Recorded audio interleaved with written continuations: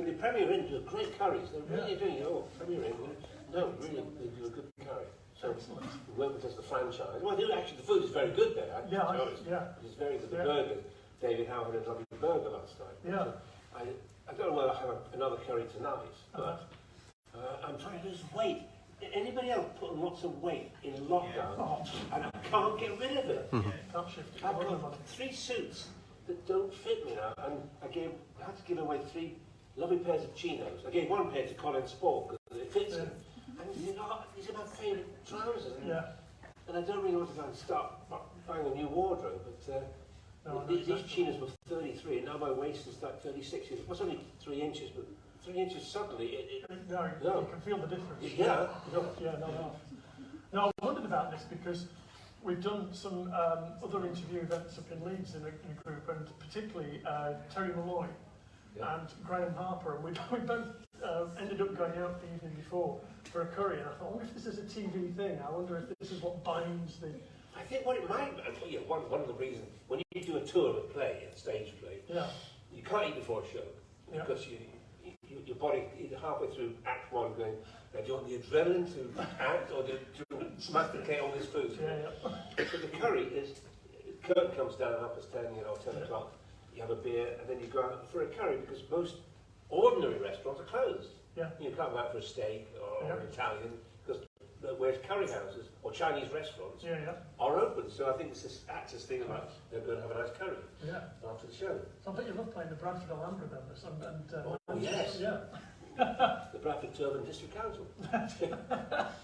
So I want to chat about the whole sort of career, as it were, and touch on a few things. Yes, sure. Now we've recommended. How many of you, by the way, stopped at the Premier Inn and enjoyed the food there?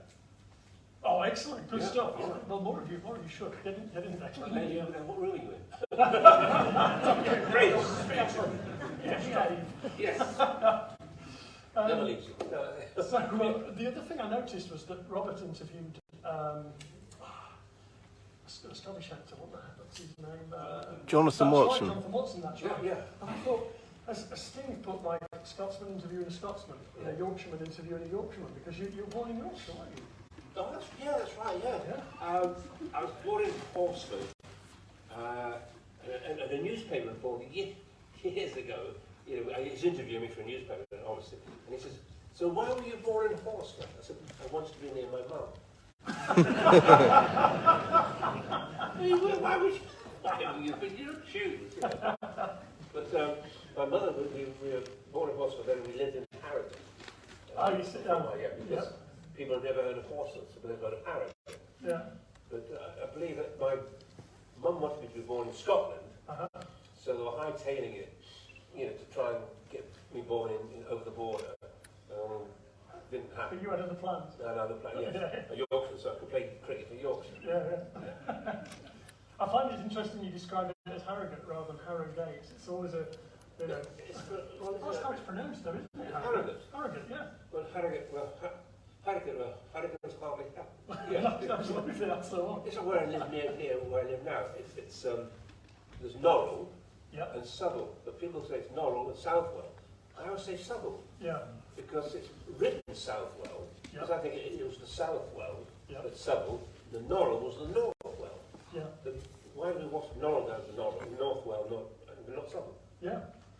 It's a bit of in that area, I think there's a bit of a thing about how places are pronounced as well, isn't there? It's just a nightmare for off-comers. For people who are not local.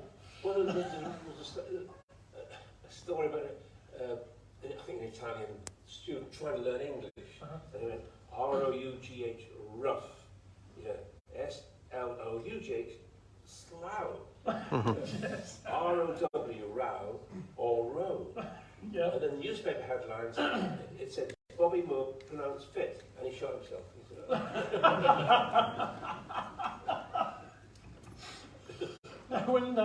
So you're growing up in Harrogate, and I understand you were treading the boards at quite an early age there. Yeah, every Saturday morning I used to go to a Marjorie Newby School of Dance, and did tap and singing. And when I was 7 years old, we did the Marjorie Newby put a concert on at the Royal Hall, Harrogate, every year, and I had to do an impersonation of Boris Chevalier singing Louise, and we weren't a very rich family, so my mother got some potato sacks and cut them in, made a soup, and then dyed it white. And I can't stand itchy stuff next to my legs. I can't. So what I do, every little breeze, and the newspaper said, 7-year-olds, stop show, even at the Mara Chevalier, stiff-legged walk.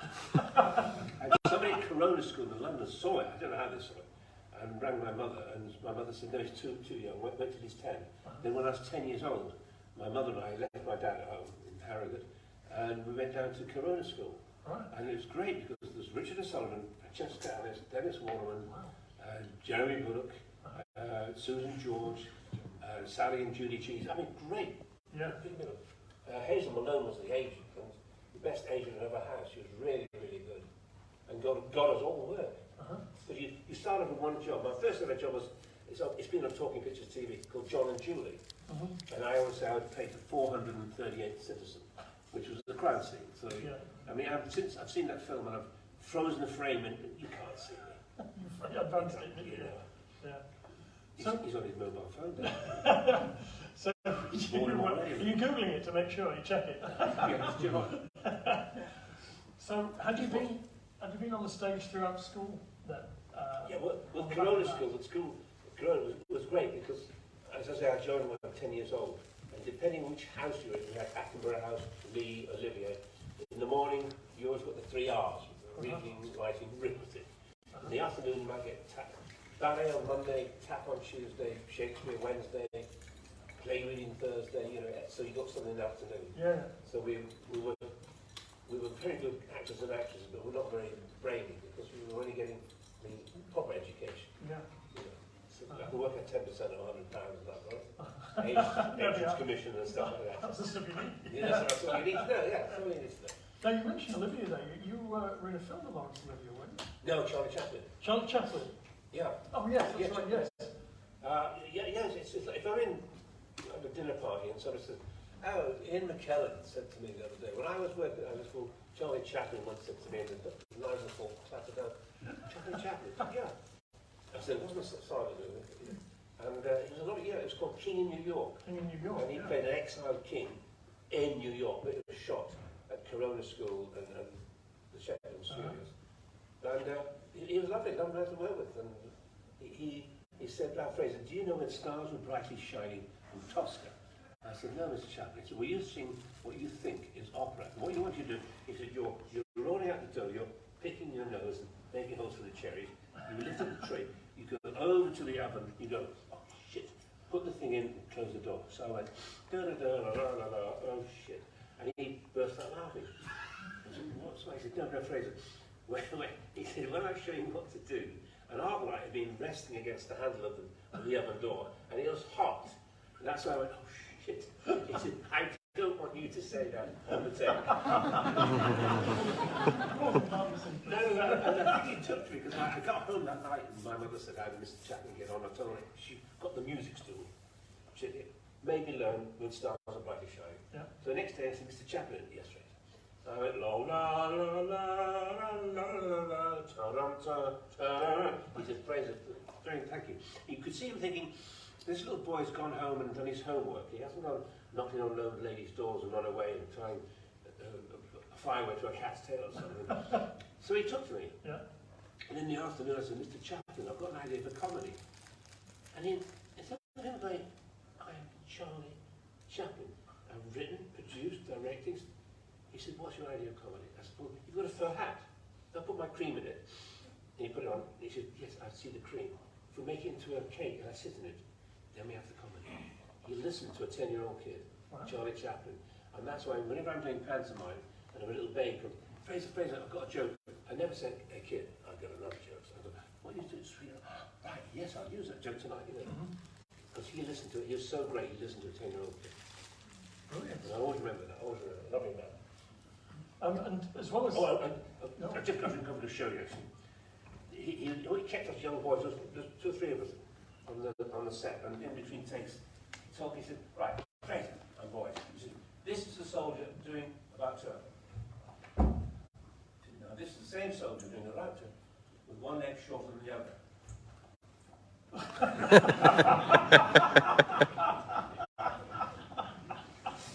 That's Charlie Chaplin.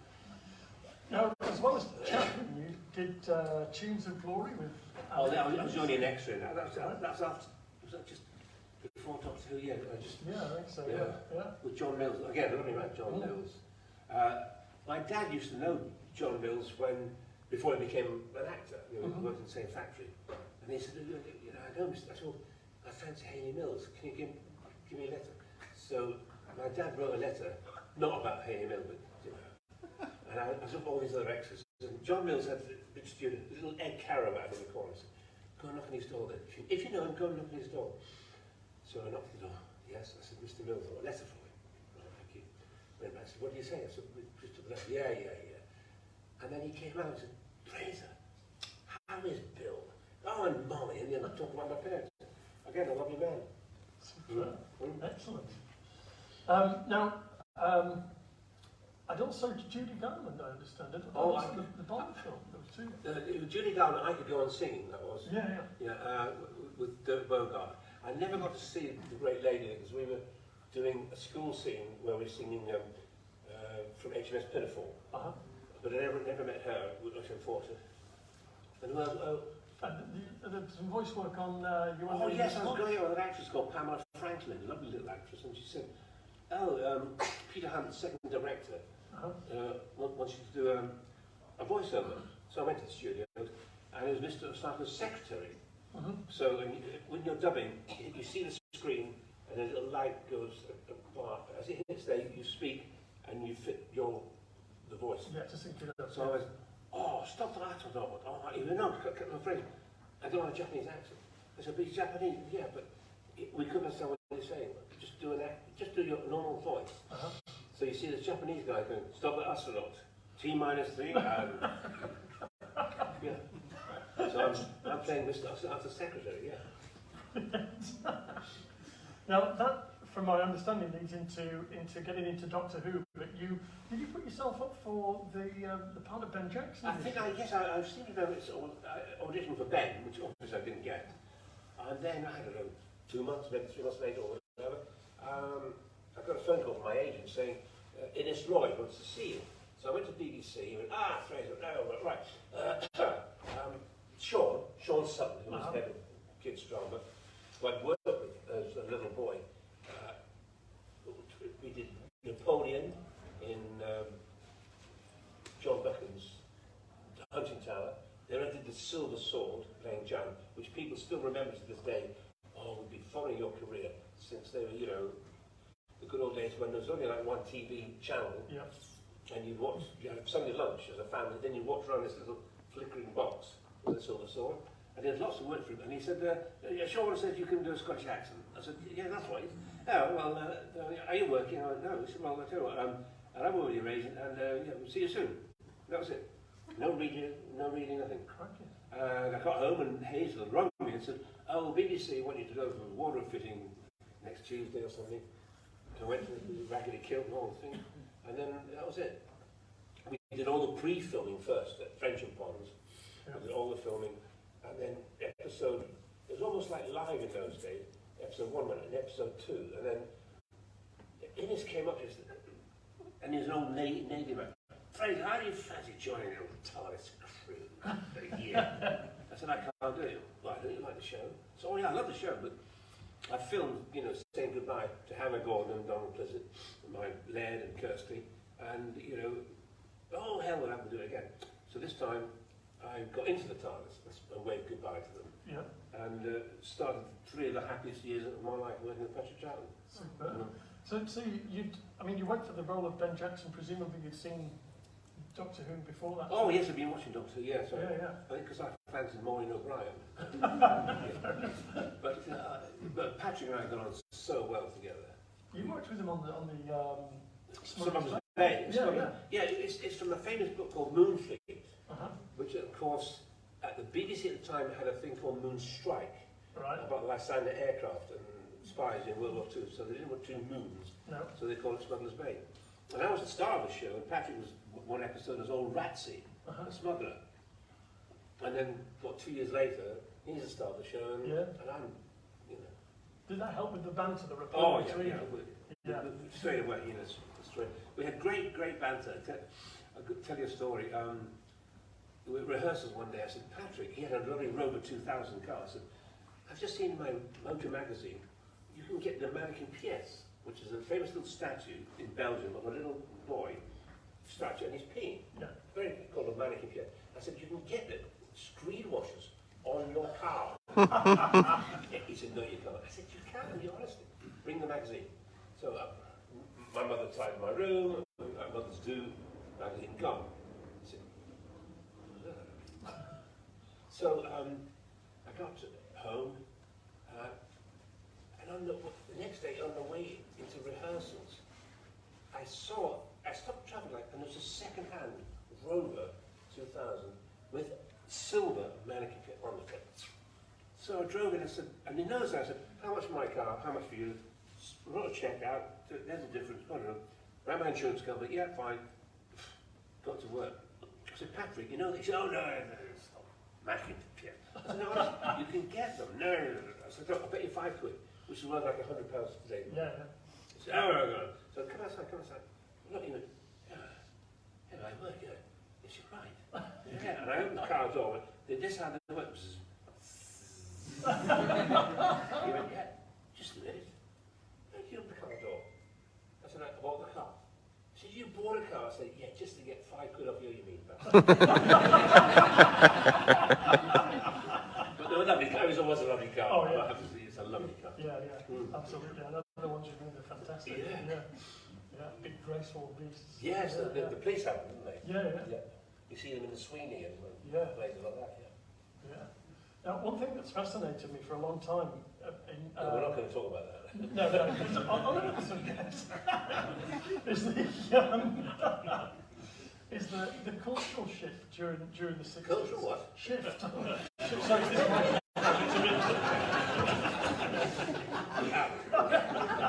he's making his own jokes now.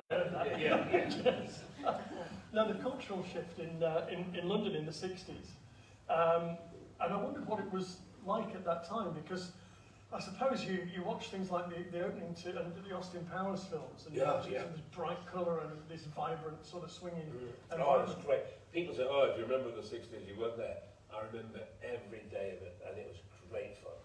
And you say, mini skirts, free love, feather boas, flower power, really great. All this bright, vibrant psychedelic colour and so on. Brilliant, great time to be there. Yeah. It was, yeah. Because when Doctor Who began, the BBC was described as full of middle-aged men in tweed. That's what I've heard some people say that. When it began in the early 60s. But by the end of that decade, like 6 years later, you've got this ground shift in the culture that you've just described. Yeah. Did that filter through into the studios, into the organisation? Oh yes, the invasion, look at their costumes in the invasion. Little padders, with a miniskirt, and feather boa, Sally Faulkner, blonde hair, gorgeous blonde, taking photographs and everything. Yeah. Oh, it was swinging 60s, and they certainly were swinging 60s. And I used to know a lot of the pop groups. Yeah. In fact, Bevan was the drummer for The Move at the time. Him and I looked very, very similar. Yeah. We used to go to pop balls together, and I'd meet him backstage.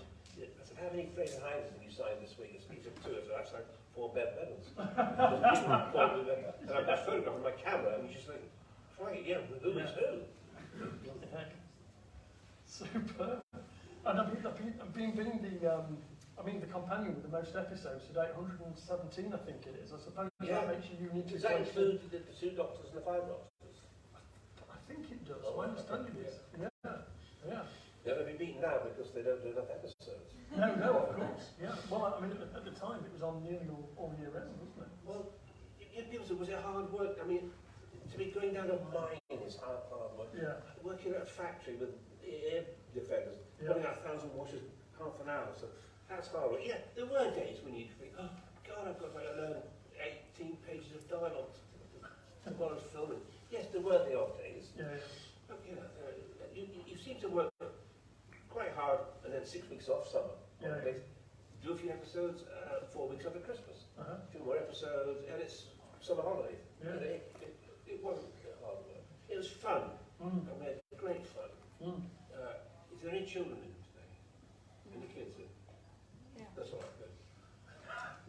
No, I just, as I'm talking to you, a lovely Sonny Caldinez, who died recently, he played Kemal the Turk in Evil of the Daleks, and he played Cybermen and Ice Warriors and stuff like that. And he was a lovely, lovely man.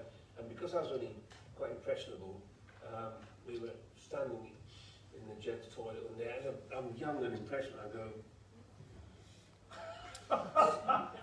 Sonny, how can I get? He said, every night, Fraser, I go home, I soak it in beans. Hines baked beans? No, human beings. And I told this story for years, and people thought, yeah, it's one of Fraser's stories. Yeah, it's one of Fraser's. And then we were doing the commentary for Evil of the Daleks, and we all sat round, and Sonny's there, we're doing the commentary, we break for coffee, and I said, Sonny, do you remember that time? And I got to the tagline, and he said, and I said, human beings! And they went, God, it's true! We thought that was one of Fraser's stories. People keep thinking I'm making up these stories. No, some of my stories are far-fetched, but they're not far-fetched. They were actually real, and they actually happened. And I've had a great life working with some lovely people, some of the biggest stars, Michael Caine, Ahmed Sharif, people. And when I tell people, yeah, of course he said that. Yes, he did say that. And people think, always think it's a story. It's not. It's all true. I think that sort of twinkly eyes that you mentioned, I think you say that's important on set to make a good atmosphere. Is that what brings the show to life? Yeah, we always, Patrick and I did a show years and years ago in my early career. Do you remember Emergency Ward 10? Yeah. Well, I played a character called Tim Birch. And my first day of rehearsal, Paula Byrne came, hello, I'm Paula Byrne. Hello, I'm Jill Brown, hello Fraser. I'm John Carlyle, hello, I'm Desmond Cameron. And I thought, all these stars, they were big stars. I thought, if ever I get to be a star of a long-range show, I will do the same. So whenever I meet, I always feel, because it makes people relax. Yeah. If people are frightened of you, like the story of don't go to Tom Cruise unless he talks to you, but how can you say, can we do the dialogue while they're doing the lighting? If you can't do that, I'm going to be, oh God, it's Tom Cruise. And I'm going to blow 8 takes. Whereas you're going to relax and I tell that's very, oh, well, go for a take, and then you see it, that's what it should be. Yeah. Relax people. And you might just do 1 or 2 takes. Yeah. What was talking about? I always remember the cast of, it's a guy called Stuart Wade who joined Emmerdale Farm. Yeah.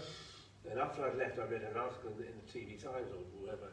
And bless him, he'd actually said, are sort of loyal to the original. I suppose they use the telesnaps, the original screenshots. Yeah, the telesnaps were good. Somebody, actually, what's her name? Diane Louise Walsh. Lovely. We were doing a panel, and somebody said, so do you like the animation? I said, no. She went, I said, I don't like them. She said, why not? I said, they're much better actors than we were. You can see her. And of course, Jamie's character is now got a new lease through Big Finish and BBC Audio. Yeah. I did Big Finish about 2007, I think, was my first, and then I didn't do another one in 2009. Right. I thought, oh hell, they must have not sold any, and that's it. Then I went back to do one in 2009. And it's great because I like sort of getting to remind people Jamie was and how he behaved. Is it? I mean, I dare say there's a difference between sort of Jamie from the classic series and then like older Jamie, if you like. Yeah, when it's young Jamie, I get into that booth. Hey, doctor, what about this? Yeah, Jamie. Hey, the thing is, this Jamie. And the voice goes up like that. But now it's a bit slightly over. It's, hey, doctor, I don't know about that. Yeah. And when he paddles, it's the same. She puts a fag out. Goes in. Amazing. It's an easy character to drop back into, though. Oh, yes, so easy. It really is. It was a great character to play as well. It was fantastic. And in the 2 Doctors, I was able to add little, I call Jamie-isms. He wasn't thick, he wasn't an idiot, but he could ask the questions that the kids back home wanted to know. No response at all. You're late, have you got notes?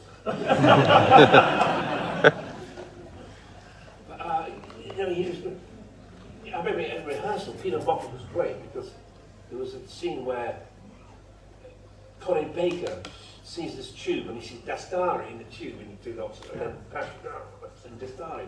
And Colin Baker's doctor, I see. So he is me and I am he.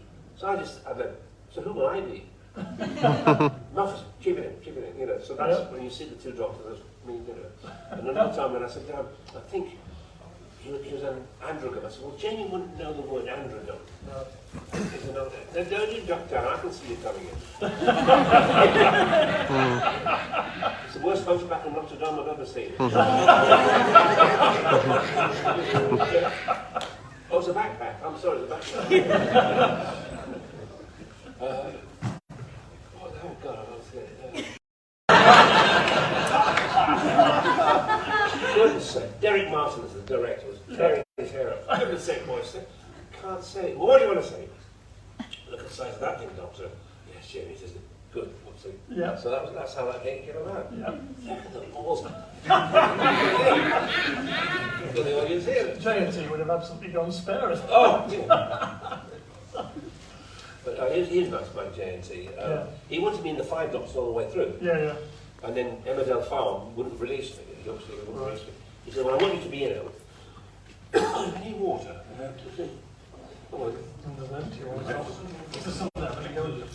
Oh, yeah. And he said, well, I want you to be in it. And I rang him and said, I've got next Wednesday and Thursday off. He said, right. Believe it or not, on that night, the fax machine, that's how old the fax machine, brrr, and there it was. Hey, no, the Brigadier's right. I don't know what I'm going to do. And then I thought, no, but I want to see Patrick. And Patrick. So did it, went down to Acton Hill, the rehearsal rooms, and we just jumped in each other's arms, fooling around, laughing, and that's how I did that. And then afterwards, JNT said, it was like you and Patrick had been in a prop coming. Yeah. Literally 16 years, but there was a gap. Do you want to do some more? So, yes, please. So we did some more. Yeah. But Wendy couldn't, because she was pregnant. Yeah. In fact, the reason in the 5 Doctors is wearing that bubble wrap, because when she got the costume on, there was this little bump. And the wardrobe said, oh my God. She said, well, I don't like to say it, but I'm pregnant. And I think it was Martin Ball, who was the head of the wardrobe, he got out of the prop cage all this bubble wrap and made a hole and put it on the top of it. And of course, with bubble wrap, you can't stop. Get up! I started off like that, and then by the time I came for the take, you know, the continuity pulling the hair out. Yeah. Now you mentioned Emmerdale Farm as was. Ooh. So presumably, I mean, being recorded in Yorkshire, was that a hook back to? Oh yes, to go back to Yorkshire. Yeah, definitely. Yeah. It was great, and that's supposed to be 12 episodes as well. So I lived in Chiswick at the time. Yeah. And I used to commute every Friday night from Leeds to Chiswick. Yep. In those days, you could literally leave Leeds studios and be in Chiswick at the end of the M1 in about 2 hours. It's amazing now. It takes 2 hours to go to Leeds. Oh yeah. Keep going around and reach a stable. Yeah. And I assume that Emmerdale was made in a very different way to Doctor Who. Well, yeah, we had animals. They didn't try to kill it. They didn't try to kill it. No. Yeah. Oh, I've got to tell you an I've got to tell you, talk about killers. Ice Warriors. How Ice Warriors killed. They used to get a shiny rubber mirror like that. Yep. A rubber mirror. And the actor would run up to his mark. The camera wouldn't be pointing at the actor, it would be pointing at the mirror. So the Ice Warrior, and the actor would hit the mark, the camera's there looking at you. So the prop man would pull, and the rubber mirror goes up, so it looks like Boldy's convulsive nerve.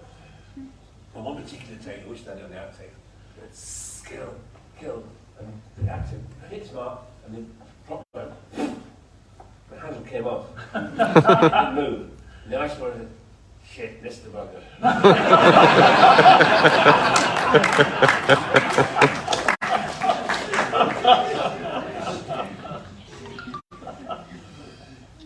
Now, I think it was on this very stage, I recall Peter Davison talking about the style of long-running shows shifting a bit. Like I think he cited Casualty as being an example. Yeah.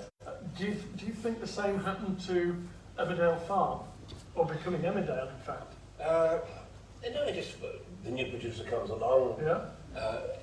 The net is cast further up because when we started, there was the Sugdens and Amos and Mr. Wilson. So as it got more successful, you needed more characters. In other words, the workload of just 8 of us was quite heavy. I can imagine, yeah. So it just got bigger. Yeah. So the span got wider at the next show. Yeah. Was you mentioned the difference working with animals. I can see that might. I mean, did that mean you had to sort of gen up on? Oh no! What the thing you couldn't learn about animals. In fact, the script never said Matt and Joe are X. It said Matt and Joe are working. So when we turned up, whatever the farmer was doing, right, he stopped, showed us what to do, and then we had to go and do the dialogue. And that was that scene. Right. Which was a bit difficult at times. One scene had a sheep on its back, right now, its legs in the air. I said, talking about, I was... So you have to be very careful. Yeah. And milking scenes, we hated milking scenes because she was there last thing at night. Yeah. Not nice at all. No. Gosh, on a working farm there, that's what it shot. It was real, yeah. The summer was good because when you had to drive a combine harvester, you have the dark glasses on, you climb up, you feel like Steve McQueen. So, I mean, you did, I think, over 1,500 episodes of Emmerdale. So you didn't see yourself as like Emmerdale's Bill Roach? No, because when you become an actor, you don't really become an actor to be in something for 30 years. I mean, I did 11 years because it just seemed, again, it was nice working in Yorkshire. You did a few episodes and I got married. It just was quite happy, you know. Yeah. And then I got married to an actress who wanted me to stay in London, so I left the show there. Right. I did about 11 years and left. Yeah. Then when I got divorced, went back to it. You know, I know there's Chris Chittle does Emmerdale as well, Gary Barnard. I just think if you become an actor, you have to play different parts, really. Yeah. Even though I stayed for 11 years and 3 years in Who, you know, you don't really want to. No, 25 years apart. No, I don't know. No, right. And I've noticed that your book, which is entitled Hines, yes, that's was originally entitled Films, Farms and Fillies, wasn't it? Yeah, films because I started in films. Yep. Farms because Emmerdale, Fillies, the two-legged and the four-legged. Four-legged. Yeah, because I breed horses. Yeah. Oh, Stud Farm. Yeah, Stud Farm. Yeah. In fact, I used to ride as a jockey on the flat, and this lovely mare I excavated later. So I decided to retire to be a brood mare. And I used to drive my own horse box, and I drove down to Newmarket one day with an excavator lady in the back, and I pulled up and I jumped out. And said, "There's a stud groom, Roy." I said, "Roy, can I just ask you a question? I've just driven like 2.5 hours from my stud to visit your stallion." I said, "Now, humans, we can say, 'No, darling, I've got a headache.' We can say, wow, if the stallion doesn't feel like performing, I've driven too much." He said, "What do I do, Fraser?" And then you worked on a film called Lost in Christmas with Lost in Christmas with Sylvester, Yeah, it was on BBC at Christmas Day. Yeah. So Sylvester and I, we know each other from panels and conventions in America and stuff. And we played these two Highlanders. Yeah. And we shot it all on location, which was great, because I love location work. Even in a real house, I'd rather shoot in a real house than a set, because you get a different feel. And that was Sylvester, and we had the idea that because we came from the Highlands, the Highlands, you speak a lot slower, you see. So I'd be after buying you a glass of whiskey, if otherwise Scottish accent, if you fancy a whiskey, right, okay. I said no. Yeah. So if we. Was your short big pop career? Oh yes, absolutely. I used to play football with Barry Mason, charity football, and he said, and he just written with Les Reed, the last waltz to Engelbert, Right. and Delilah for Tom Jones. Yeah. Said, we're going to write you a hit record. Right. So they wrote me this record, Who's Doctor Who, and recorded it for Major Minor Records, and it did not chart, it was a flop. And I met Les Reed just, a few years before he died, and I told him the story. He said, yes, you owe me £1 million. It should have been a hit record. Yeah. It was. The B-side was Punch and Judy Man, was a lot better. And all my pals at this job, they said, well, not, in those days, they're not allowed to play B-sides. We had to play the A-side, and because Who's Doctor Who. But it was only recently I found out that my lead guitarist on Who's Doctor Who was Jimmy Page. Wow. Yeah. It was just Jimmy to me. Yeah. Thanks, Jim. Excellent. Yeah. Oh, yes, sir.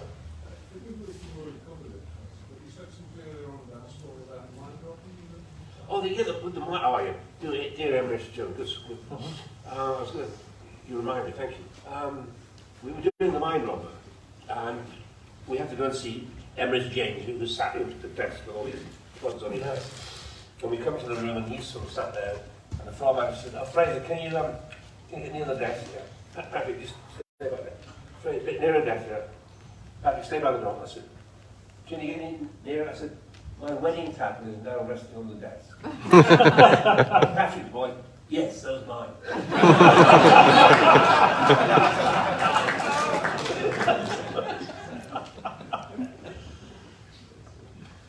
Yes, in the middle there, yes. Luke, Yeah. you mentioned earlier about TV being shot live, and you did mention, is it Emergency Ward 10? Is it true you once fell asleep on that set? Yeah, that was live television. Emergency Ward 10 was live from Highbury, and I'm playing this young medical student called Tim Birch. So I'm lying back at an operating table. John Carlyle and Desmond Carrington are massaging my stomach, pretending to be, operating on me. Yep. And I fall asleep. Hot lights, and next thing is going, Jess, Fraser, wake up. Come here, Fred. Take me off the operating. Put pajamas. Put your pajamas. Why? You're Tim Birch. Who is you or what? And you're right. It's Emergency Ward 10. Tim Birch. Who? You're Tim Birch. Threw me onto the bed, and as he dashed up shot, the camera, red light came up, ding. And Peterman came in, and her son, Father, yes, Dad. We did the scene, and it went out live, and then cut, end of the show, went up to the bar afterwards, and Cecil Petty, who was producing and also directing, he'd used me quite a lot in other stuff. He said, Fraser, I've used you a lot in television. He said, but that's the best acting you've ever done. I really felt you didn't know where you were. And I didn't have the heart to tell him that. Yes, I didn't know where I was. I had my first screen kiss, actually, in Emergency Ward 10, with Jane Rosington. Do you remember Jane Rosington? Jill Richardson. She was good. She played Nurse Kate Ford. And I fancied her, my character. And I had to go to the nurse's quarters and go, all my loving I will give to you. And she looks at it, and then she comes down, she opens the door in a nightdress, which is a very strange place. And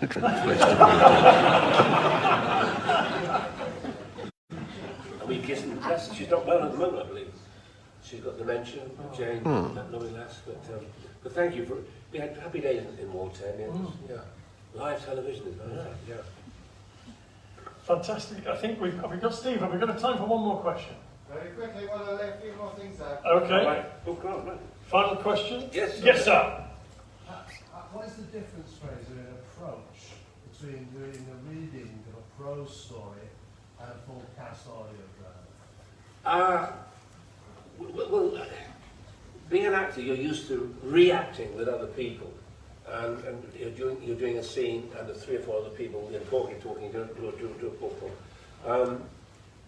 To me, I prefer doing an interacting rather than doing all the different voices. So I'd rather, it's a lonely life, because Will there did the last, I keep saying DVDs, not CD, and it's a lonely life. You're sat in this little room, producer's next door, you've got this big lectern, and you turn the page over, you read, and you read and read until you make a mistake. Yeah. It goes back, you know. But I have to mark my script with red when Jamie's talking, red for the kill, blue when the doctor's talking. So my script will be red, blue, red, blue, blue, red, and then white for something. Yeah. But no, I prefer to sort of, you know, interact with people, because that's what actors do, really. You act and react. Yeah. Mm. And I was helping my nephew the other day with his homework, and you just got to talk about writing. He said,